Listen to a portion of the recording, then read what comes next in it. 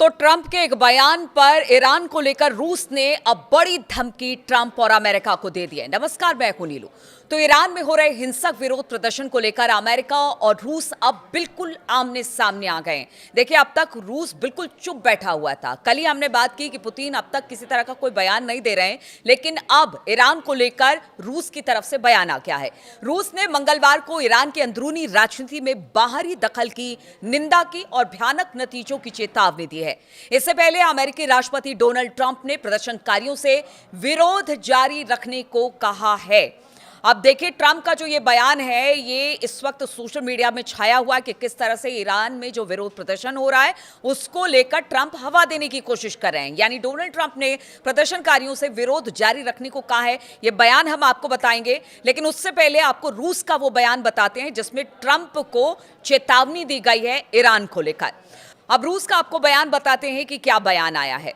तो रॉयटर्स के अनुसार रूसी विदेश मंत्रालय ने बयान में कहा कि जो लोग जून 2025 में ईरान के खिलाफ किए गए हमले को दोहराने के बहाने के तौर पर बाहरी ताकतों से भड़काई गई अशांति का इस्तेमाल करने की योजना बना रहे हैं, उन्हें मिडिल ईस्ट की स्थिति और ग्लोबल इंटरनेशनल सिक्योरिटी के लिए ऐसे कामों के विनाशकारी नतीजों के बारे में पता होना चाहिए। और यह बयान तब आया जब ट्रंप ने ईरानी प्रदर्शनकारियों से संस्थानों पर कब्जा करने को कहा और कहा कि मदद आ रही है। ट्रुथ सोशल पर एक पोस्ट में ट्रंप ने मीगा भी लिखा है और ये जो शब्द है इसका इस्तेमाल भी किया है, जिसका मतलब होता है ईरान को फिर से महान बनाओ, और घोषणा की कि उन्होंने ईरानी अधिकारियों के साथ अपनी सभी मीटिंगों को रद्द कर दिया है। ट्रंप ने क्या कहा उससे पहले आपको बताते हैं। जो रूस का बयान है वो उस 12 दिनों के युद्ध को लेकर है जिसमें कोशिश की गई थी कि ईरान में अमेरिका की तरफ से जो हमला किया गया और इजराइल और अमेरिका ने जो हमला किया उसमें जो नुकसान पहुंचा, उसके बाद ईरान ने भी उसका करारा जवाब दिया, जिसका नुकसान आज भी इजराइल भुगत रहा है। और उसको लेकर वो अभी डर रहा है कि अगर ये युद्ध होता है या ट्रंप किसी तरह का हमला ईरान पर करते हैं तो सबसे पहले अगर जो हमला होगा वो इजराइल पर भी होगा और इजराइल को इसको भुगतना पड़ेगा। अब ट्रंप ने क्या कुछ कहा, एग्जैक्ट आपको वो बयान बताते हैं। तो ट्रंप ने एक पोस्ट में कहा अपने सोशल मीडिया ट्रुथ पर, ईरानी देशभक्तों विरोध जारी रखो, अपनी संस्थाओं पर कब्जा करो, हत्यारों और दुर्व्यवहार करने वालों के नाम याद रखो, उन्होंने इसकी बड़ी कीमत चुकानी पड़ेगी। जब तक प्रदर्शनकारियों की बेमतलब हत्याएं बंद नहीं हो जाती, मैंने ईरानी अधिकारियों के साथ सभी मीटिंग रद्द कर दी है। मदद आ रही है मीगा यानी मेक ईरान ग्रेट अगेन।